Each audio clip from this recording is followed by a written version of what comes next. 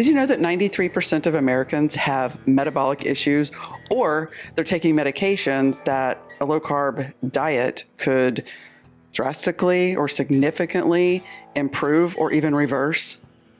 Welcome to the Dustermud podcast. My name's Rich. And I'm Shelley. This is episode 100 of the Dustermud podcast, where we like to talk about food, freedom, and farming. Today, we're going to focus our discussion on food, in particular, a low-carb diet. Did you just say episode 100? 100. Holy moly, y'all. That's crazy. I think when you get into triple digits, you can stop. No. We're just picking up pace. That's right. This is great. Hey, and thank you guys for everybody who does listen and does watch and have been with us all of this time since the very beginning that we made it to episode 100. Thank you for sticking with us. For sure. Thank you. Yeah. So low carb, man, we do like to get into what eating real food can do for people.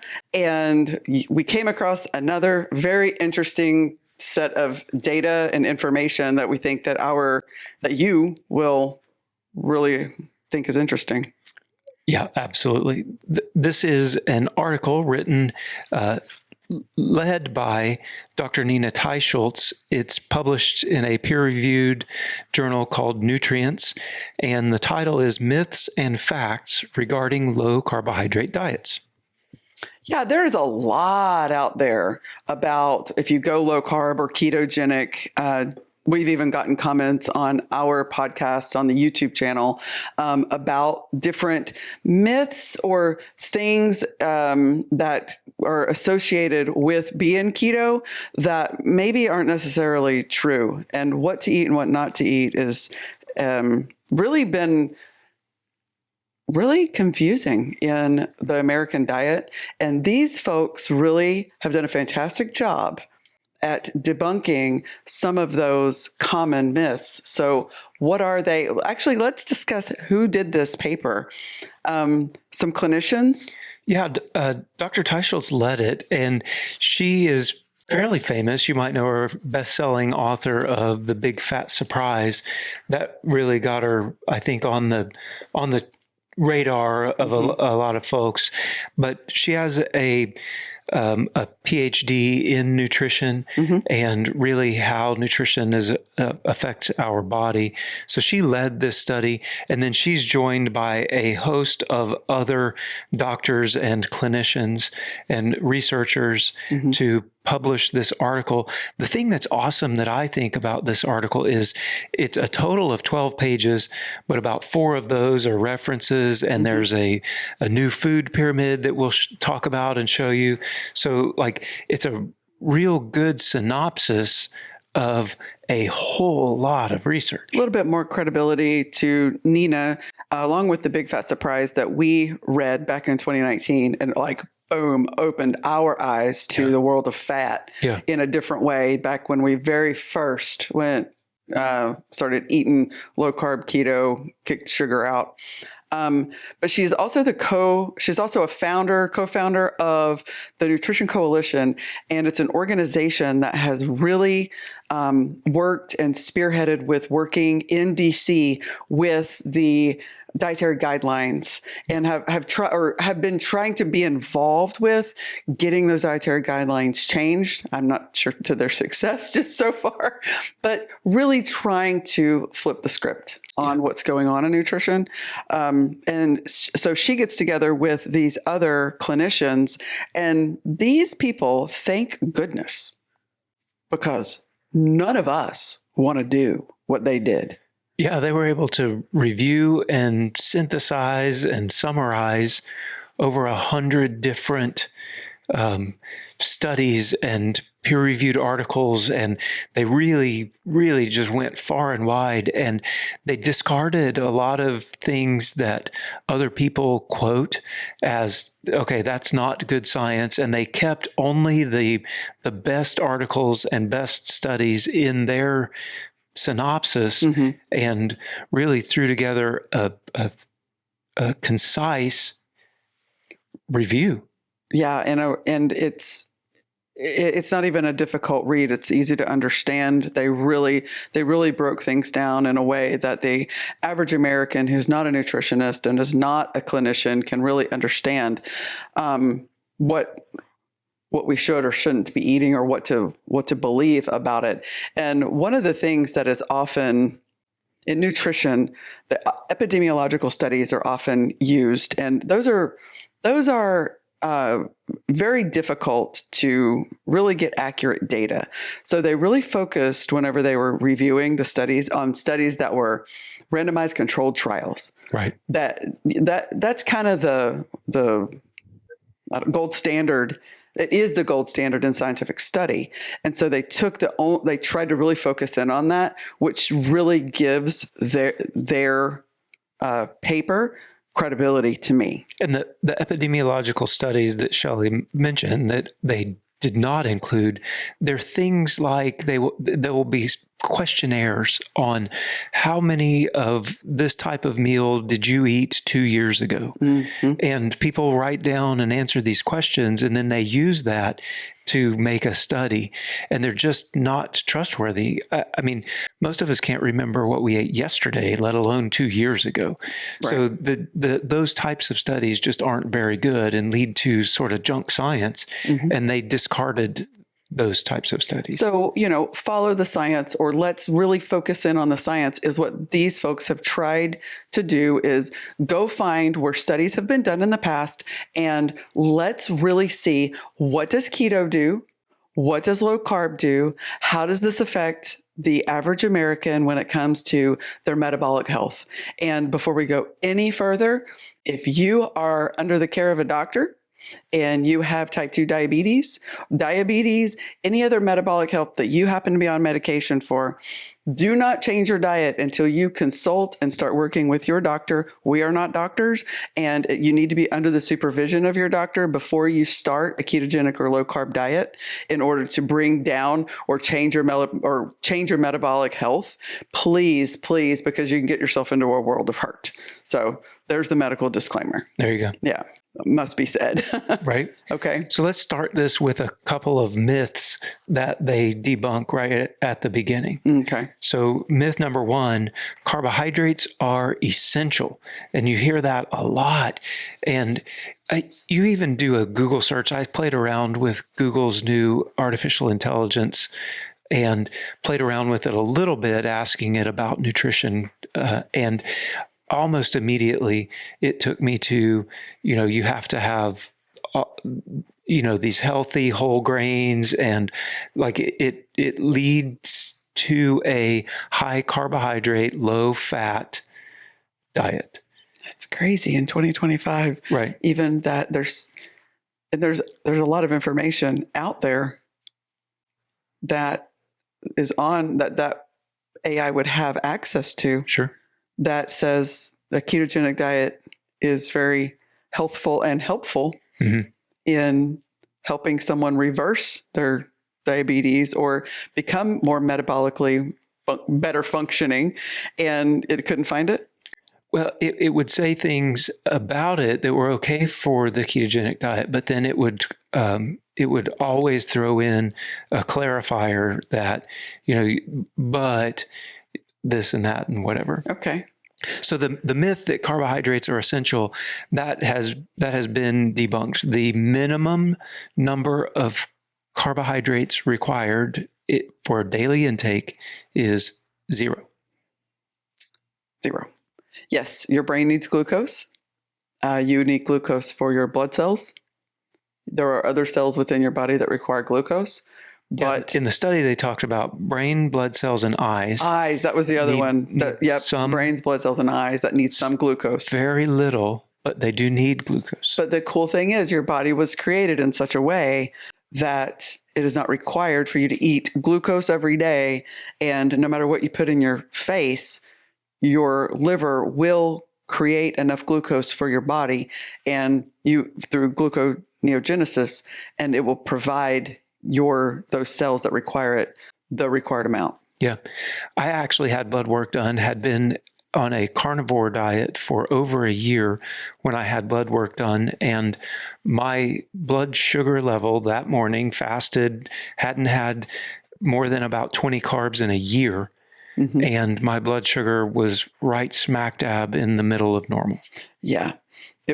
Your body doing exactly what it's supposed to do to keep itself. Yeah. I really thought I was going to get in trouble. I was in the Air Force at the time, and I thought, oh boy, this is going to be it right here. Carnivore was as yeah. But I thought this is going to be it right here. I'm about to have a fight with my flight doc because he's going to tell me that my blood sugar is like nothing, because I didn't understand the way the body worked when we started doing this whole thing. But you knew that your body was working well. I knew it was working well, but I'm like, felt good. I knew I felt good, but I also thought, man, my blood sugar's got to be low, and it wasn't. Yeah.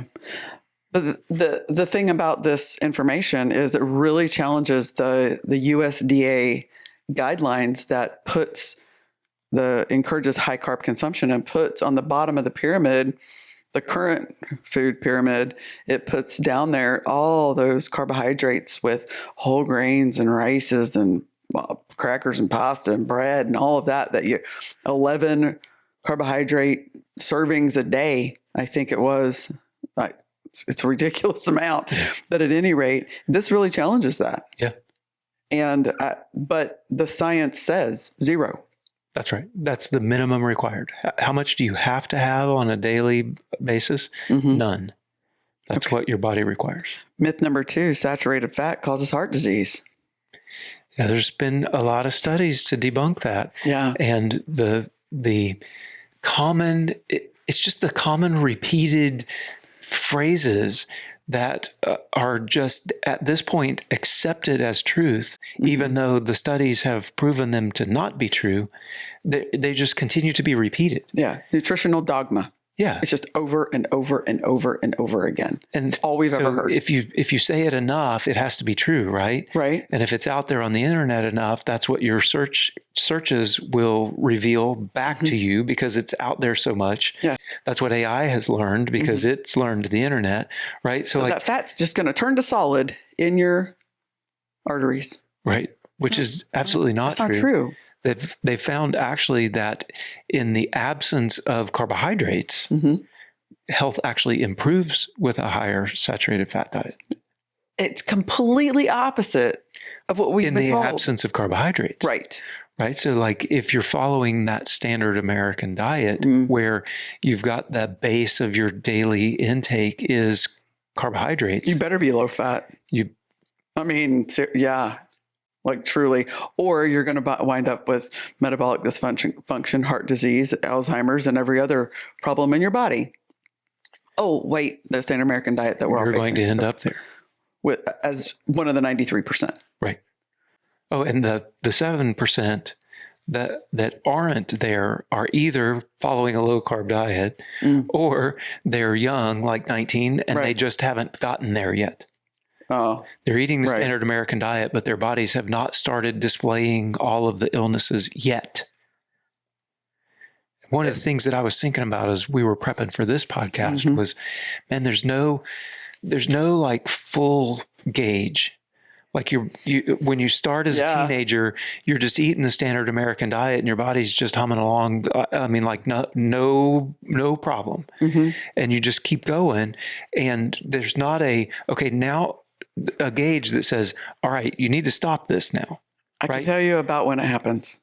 You just start displaying the issues and the symptoms of metabolic disorder. This is kind of funny, but you want to know when it happens? When does it happen? So it happens between your 10-year and your 20-year high school reunion. Is that it? Because a 10-year high school reunion, everybody's like still young and fit and just still sort of about the same size and person. Yeah. Time you get to your 20-year class reunion, there's changes that have happened. You can really see it in the men. Yeah. They're carrying their weight a lot different, and you can see it in the women. Like everyone, you can tell between 10 and 20, somewhere in there in your So that's 30, about mid-30s? Yeah, mid-30s. Things start flipping and going, okay, we can't do this anymore. It has, so somewhere back in your mid-20s is when it started declining. Is when your body said, I can't do this That's anymore. just looking at society. know? Wouldn't it be nice if there was like a gauge? It would. You're change oil now. Yeah. You're done. You better change what you're doing. Your days of that are over. Right. Wow. Yeah, that would be nice. But we didn't get that. So you just have to know, when you're young, some people, but here's the thing. It's okay with those young people that are active and that are, do it occasionally or do it some, because we're seeing type 2 diabetes and obesity, overweight, metabolic dysfunction in kids. Right. So it's not even, maybe to some degree, there are athletes out there that can eat a whole pizza because they're really active. But for a lot of these kids that lead a sedentary lifestyle, they're getting sick broken. Early. Yeah. I mean, you're seeing 7, 10, 12-year-olds that are really broken before they even get into high school. Right. While it's true, or certainly was true in our generation, I don't know if this upcoming generation, that their timeline is the same as ours was. Yeah, that's fair. Because they're really, a lot of them are broke. Yeah. Anyway, but back to the saturated fat myth, evidence in 2020 Journal of American College of Cardiology, no evidence that saturated fats increase heart risk. That's huge. I mean, this is coming from the heart people, just like 5 years ago, saying it's not the saturated fat. But, yet it continues to be demonized. But the dogma hasn't caught up. No, it has not. It's continuously demonized. Right. That leads to myth number 3, which is red meat causes cancer and heart disease. I mean, we have read articles in mainstream media relatively recently. Well, yeah, it was the Harvard one. We did a podcast like on. That red meat causes all these problems. And it's such crap. I mean, it really, really is. Because there are genuine scientific studies out there that prove otherwise. Yeah, they can't find any clear link. Okay. So it's not that there's a clear disproval, but they have not yet come up with, here's the definite link between red meat and cancer or red meat and heart disease. If you really go through which this team did, if you go through all of the studies and all of the trials and all of the things, there's just no clear link. Well, they would have to do a study with people just eating red meat for a very long period of time in order to determine that. And we would have done it, but they didn't ask us. Right? You provide the meat. You pay me to grow my meat. That's right. You pay me to grow my meat. I'll eat only that for a year and let's talk. But whenever they do these studies, a lot of those were epidemiological studies, and they were eating a lot of red meat. Unfortunately, they came in a bun. Next to French fries. And the other thing, and they do this a lot, say with when they quote the improved health of vegans, right? Like they do the same thing with these studies, and they don't take into account that, people are more or less likely to work out. People are more or less likely to be smokers, more or less likely to be heavy alcohol drinkers. They don't consider all of the other factors. And as you say, the red meat might be in a McDonald's hamburger or, a quarter pounder or double Big Mac. Right. It's not just meat. Right. Yeah. Sit down with just a ribeye and some butter. Right. It's not that. It's not that. Which is really good, by the way. Yeah. It's so good. But people will look at you like you have lost your mind. Yeah. But it's so good. And good for you. Okay. So that's just a quick review of a few of the myths that they debunk. Moving on. Let's talk about what low carb lifestyle or diets do with type 2 diabetes. Wow. Yeah. Well, it can nearly, if not actually reverse it by completely getting the carbs out of your life and switching over to first of all, real food. Yeah. Studies show, clinical trials consistently show low carb keto diets yield over 50% remission rates in type 2 diabetes. Yeah. In 12 months.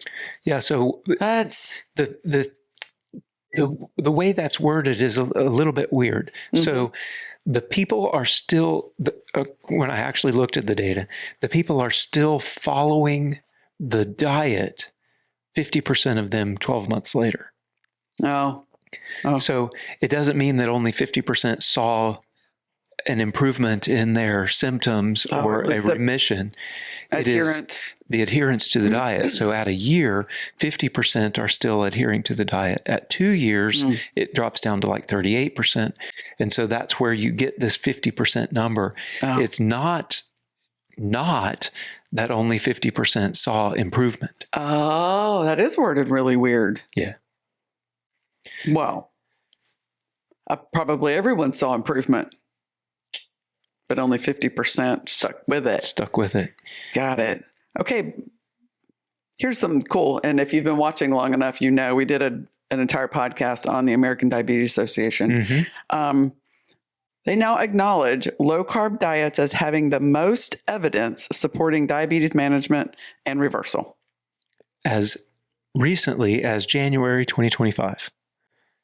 So the ADA, American Diabetes Association, is now, they were not before, is now recognizing that low carb diets are effective for reversing diabetes.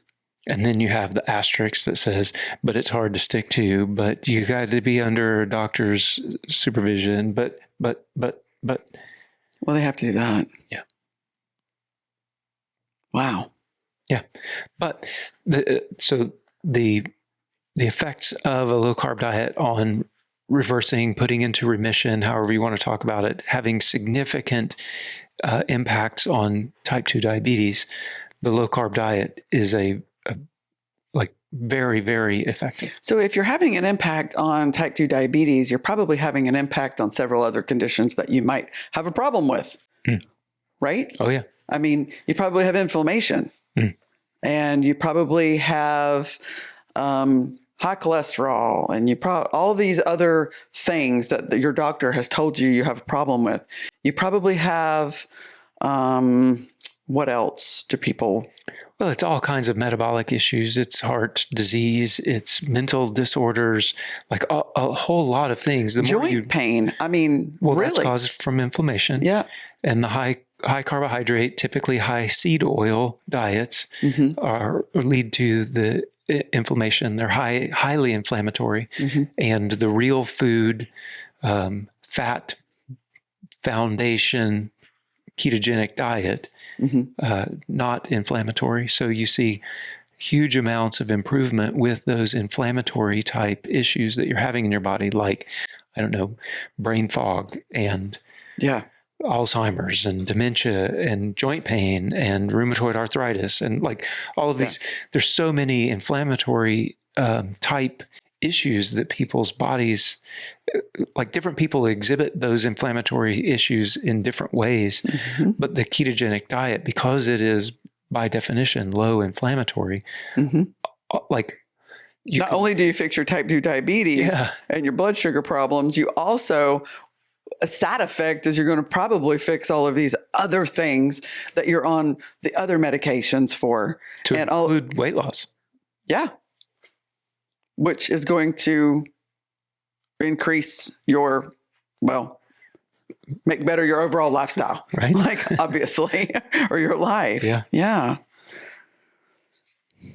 So in building this article, they generated a new food pyramid. And I love it because we have been talking and we have said how many times that the food pyramid needed to be turned upside down. Yeah. So what they've done is recreated it, basically threw it on its head. That's right. Yeah. And what was at the top is now the base. Right. And, I love it. I love the fact that, on the old food pyramid, if you think back to what it looked like, it was a picture of basically vegetable oil, Yeah. and they didn't include that, which I think is good. Oh yeah. Yeah, that is good.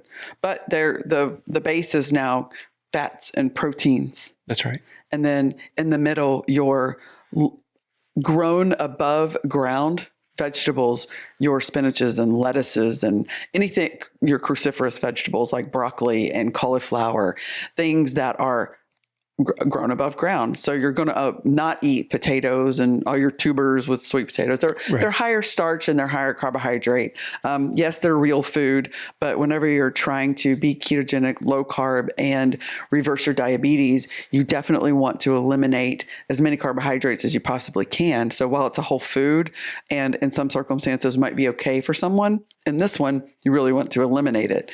And then at the top of the list, because this is for metabolically challenged people. Yeah, and they make that, like, even in the article, or even if you listen to Nina talk about the article, she makes clear that this is not necessarily the food pyramid for everyone, just 93%.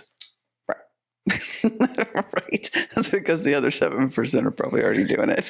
Anyway, yeah. And then at the top is like your low sugar fruits, right? Those types of things, and then they basically make an avoid your refined carbs, sugar, those ultra processed type things that they list those sort of off over to the side over here. Basically, has just avoid.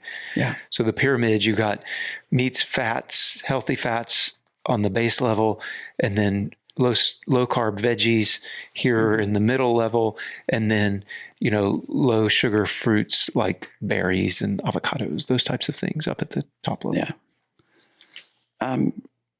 One of the things that old pyramid really did, and all the dogma has done, is if you're over the age of 50, you probably have fat phobia. Like, we're really genuinely scared of eating too much fat because it's going to kill us. I mean, it's just genuinely a feeling that we might have. But if you kick those grains out of your life and that sugar out of your life, and you eat fat, there is absolutely nothing to be afraid of. It's going to make you feel so good. It's going to energize you, and your body's going to run better than it ever has. You have been lied to. Do you know that USDA removed low fat from the guidelines in 2015? 10 years ago. 10 years ago, they took low fat out of the guidelines. Has that caught up yet? No, we're so far behind. 2015? That was the last time. Yeah. Wow. Another sort of myth is that transitioning away from the standard American diet to a low carb or ketogenic diet is just too cost prohibitive. Like, nobody can afford that.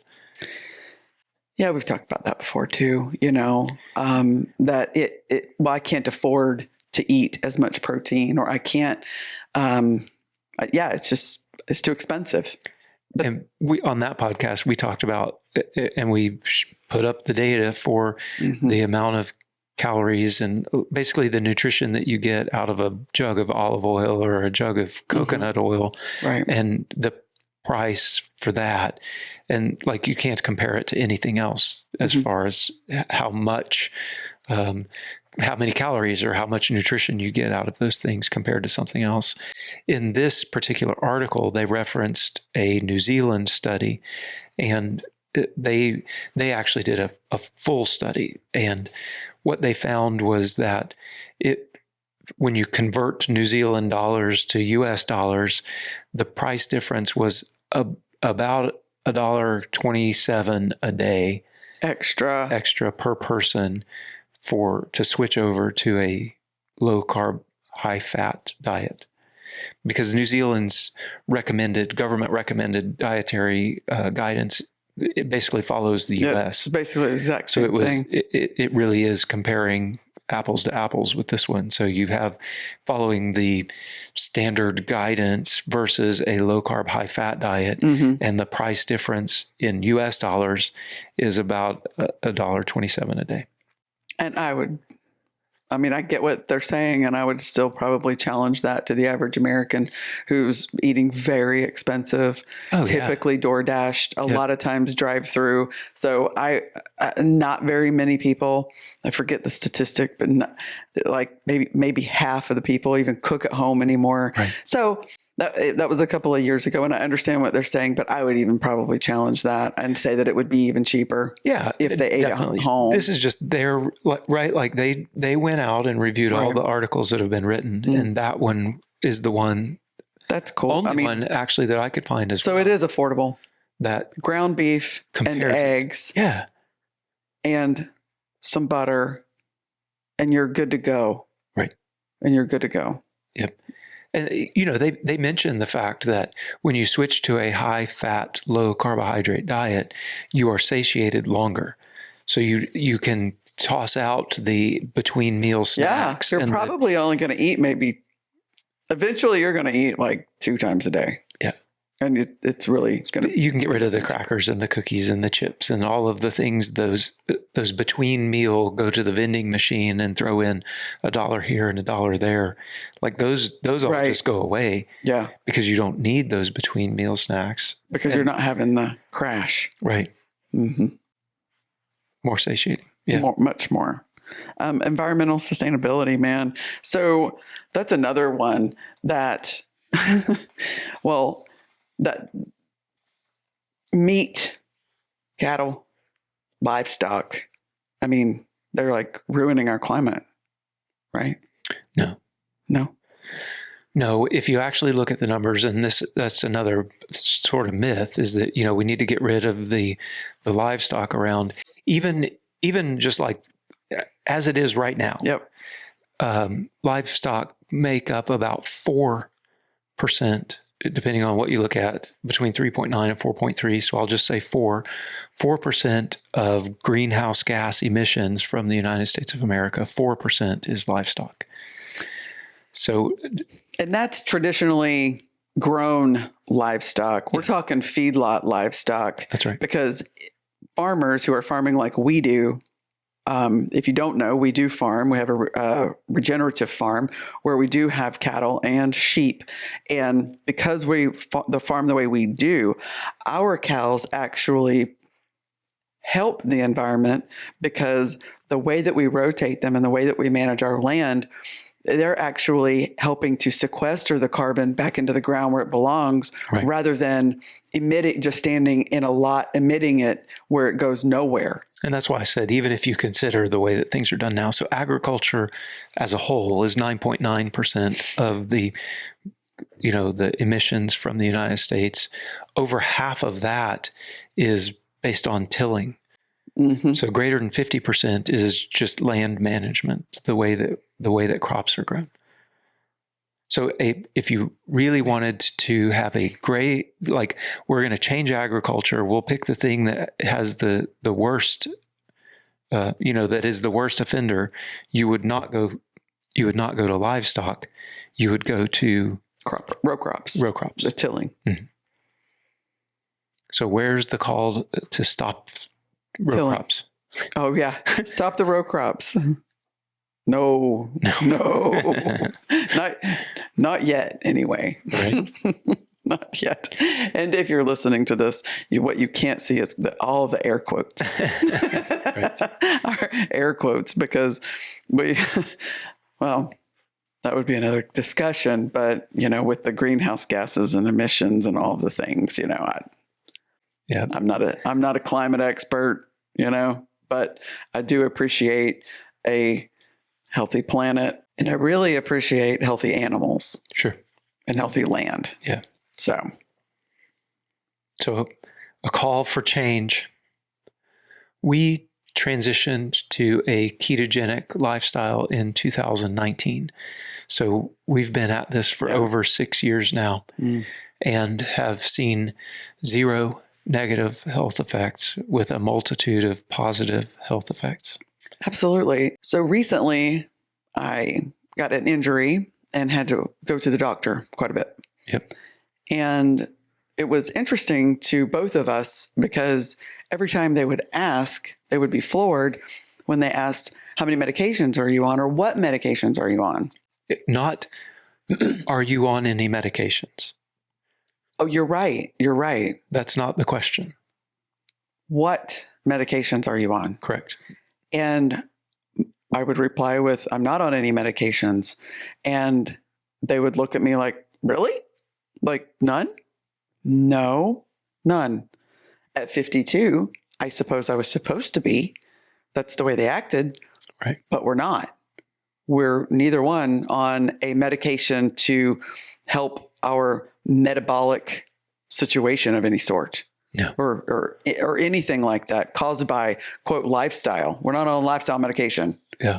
I do take medication for Crohn's disease, and I talked with my GI doctor about it at my most recent visit and asked her if I couldn't come off some of it. And because I've had bowel resection surgery, they've removed about as much of my small intestine as I can have removed. Yeah. So she said, we could get you off of some of these, but you are at a higher risk than someone else, because if anything happens, you're now in a world of hurt. We don't have the option to, options have been removed for me. So I am on some meds, and but they're not lifestyle meds. No. That's what I was trying to get at, that sometimes circumstantially we have to, but we're not on anything that has been given to us because of our lifestyle. Right. Which I'm thinking that's what they would be referring to for most people. Blood pressure medication and such. Yep. Well, I used to be on blood pressure medicine and started eating like this and had to go off of it. Right. And now I'm not on anything. Yeah. So I used to, yes. Mm-hmm.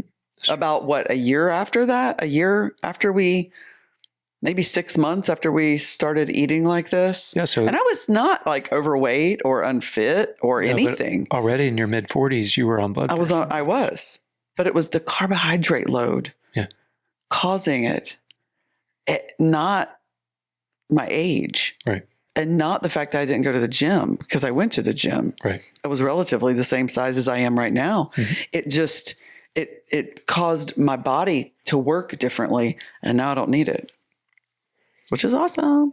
Yeah. So y'all, we love this lifestyle, this way of eating, and so much so that we started a farm so that we could grow our own food and eat real meat and, regeneratively grown meat and have healthy fats. Like we actually do love this. And I would really encourage you, if you're considering a ketogenic or low carb lifestyle, check out this article. It's an easy read, and it might help you change your mind or convince you that this is the way to go. And for those of you who are fighting with your family and friends over this lifestyle decision that you've made to be ketogenic, this offers some really good information on why you're not crazy, right? And why this actually is a good thing. And even though it goes against conventional wisdom or the U.S. current, at least USDA guidelines on how you should be eating, you're not actually crazy. Yeah. One other point I would like to make is those family members may come to you and say, yeah, but I've heard that when you start this, it's going to make you really sick. It's going to give you something called the keto flu. And yes, that can happen whenever you stop eating carbohydrates and your body starts emptying of all of the fluids, because it naturally, your body holds extra fluid on the high carbohydrate diet, and you're going to start losing some of that. And that's going to be your initial weight loss. And with it is going to go some sodium and some electrolytes. Easy fix. Drink some broth, but we figured out how to not have to suffer. You drink some chicken broth, add some salt to it, and keep your salts up, your electrolytes up for those cells, for your brain, so that you don't get the headache, and you'll breeze right through it. It's really not as concern anymore as it was maybe 5-6 years ago how to get through it. Especially now, there's all this fear about flu, and so when you call it the keto flu, it's like, oh, it's not. It's just a general feeling of malaise due to a lack of electrolytes. Yeah. So your muscles may cramp, right? Put some electrolytes in your body and you will be just fine. There's easy remedy. Put some chicken bouillon cube in some hot water and drink it. We love this lifestyle. We like eating like this. We feel better for it. Are you eating keto? Have you decided to go low carb? Have you done it before and you want to come back to it? Hey, what does your family and your friends think about it? Leave it in the comments below. We love to hear from you guys. And thank you again for hanging out with us today. Until next time. Bye, y'all. Bye, y'all.